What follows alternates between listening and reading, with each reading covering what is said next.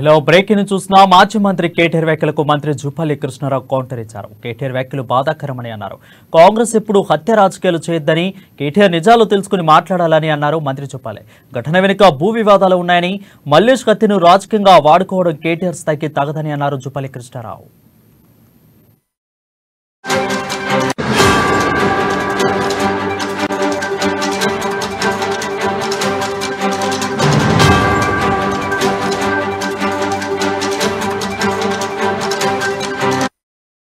Breaking news చూసిన మాజీ మంత్రి కేటీఆర్ వ్యాఖ్యలకు మంత్రి జూపల్లి కృష్ణారావు కౌంటర్ ఇచ్చారు. కేటీఆర్ వ్యాఖ్యలు బాధాకరమని అన్నారు. కాంగ్రెస్ ఎప్పుడు హత్య రాజకీయాలు చేయొద్దని, కేటీఆర్ నిజాలు తెలుసుకుని మాట్లాడాలని అన్నారు మంత్రి జూపల్లి కృష్ణారావు. ఘటన వెనుక భూ వివాదాలు ఉన్నాయని, మల్లేష్ కత్తిను రాజకీయంగా వాడుకోవడం కేటీఆర్ స్థాయికి తగదన్నారు జూపల్లి కృష్ణారావు.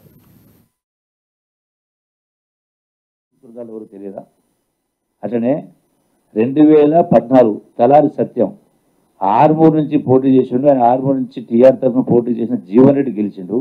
అయితే ఒక చెక్ బౌన్స్ కేసులో జీవన్ రెడ్డికి అనర్హుడుగా ప్రకటించాలని తలారి సత్యం హైకోర్టును ఆశ్రయిస్తే, ఆ తర్వాత రోడ్డు ప్రమాదంలో తలారి సత్యం చనిపోయారు. ఇది ఎందుకు జరిగింది ఎవరు తెలుసు అంటే సత్యం దేవుని తెరక. ఎక్కడ ఎంక్వైరీ జరిగింది?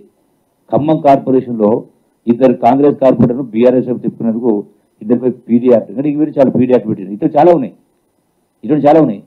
అరే, మా వనపర్తి జిల్లాలో మా నియోజకవర్గం సంబంధించి 26 కేసులు సివిల్ సప్లై సంబంధించి కోట్ల రూపాయలు ప్రభుత్వ సొమ్మును దూసుకొని 100 కోట్లు పడగలెత్తింది. ఏమీ లేనోడు 4 సంవత్సరాలు పడగలెత్తే 24 కేసులైనా ఆనాడు నుండి కమిషనర్ ఆఫ్ పోలీసు కూడా పీడీ యాక్ట్ పెట్టాలని రికమెండ్ చేస్తే కూడా ఆనాడున్న ఆ జిల్లా ఆయన చాలా గొప్పోడు, ధోతి మాస్టర్, ఇంకా పేరుంది కానీ వనపర్తి అడ్డగించి ఆ కేసు పెట్టుకుని చేసి, అంటే ఎవరు దాచిపెట్టింది? దొంగలు వెనకేసుకొచ్చింది ఎవరు? కూనికోలు వెనకేసుకొచ్చింది ఎవరు? అట్లాగే అసలు ఈ యొక్క రాజకీయ కక్ష సాధింపులకు పాల్పడ్డదే కేరాపల్లి బీఆర్ఎస్ పార్టీ. చూడలేదా? ఎవరు హిందువులు పడతారు? ఒక పార్టీ గెలిచిన ఇంకో పార్టీకి కొనుక్కున్నది ఎవరు?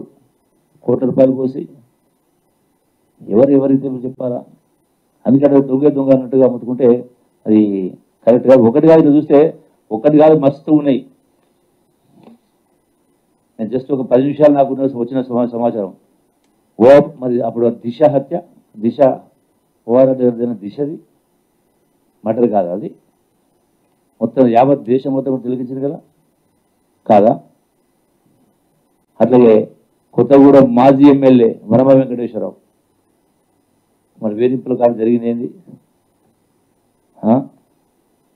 ఖమ్మం జిల్లా చింతకాని మండలం మరియమ్మ ఘటన, ఖమ్మం చంద్రగుణంలోని బెండాలపాడు పంచాయతీ పోడు భూముల వివాదంలో ఎఫ్ఆర్ఓ శ్రీనివాసరావును గొంతు కోసేది రకరకాల నాగారంలో గుర్తునేరు చిత్రపూల పేరుతో ఒకే కుటుంబానికి చెందిన 5 మంది హత్య, ఇలా చాలా ఉన్నాయి. మంతరిలో మధుకరణి యువకుడు పరువు హత్య, మంతరి పోలీసులు శీలం రంగయ్య లాకప్ డెత్, గోదావరికని నడి చౌరస్తాలో రౌడీ షీటర్ సుమన్ హత్య, జగవిత్యాల టీఆర్ నగర్లో పాత హత్యతో ఒకే కుటుంబానికి 5 దారుణ హత్య, ఖమ్మం రూరల్ మండలంలో రాజకీయంగా సంచలన తేల్దారిపల్లిలోని తమిళన కృష్ణయ్య హత్య ఘటన. మా దగ్గర కొల్లాపులో ఒకటి చూపించి మీరు వచ్చింది, నాకు ఇదో కలిగిన ఒక్కటి సింగిల్